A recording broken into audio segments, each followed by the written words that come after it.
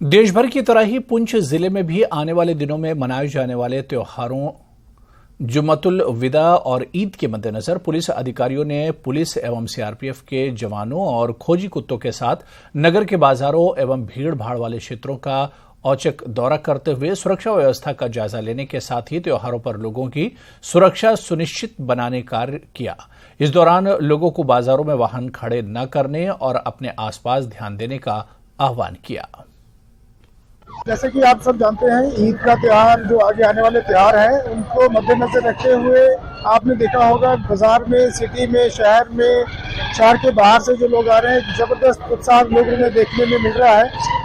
खरीदारी करने लोग बाहर से आ रहे हैं, उसको देखते हुए हमने कड़े से कड़े जो है वो सिक्योरिटी के बंदोबस्त किए हैं। बाहर से जितनी भी जो भी गाड़ी आ रही है, छोटी गाड़ी है, बड़ी गाड़ी है, पैसेंजर गाड़ी है, उनको अच्छे से हमने नाकों पे चेकिंग वेकिंग जो है वो हमने शुरू करी है।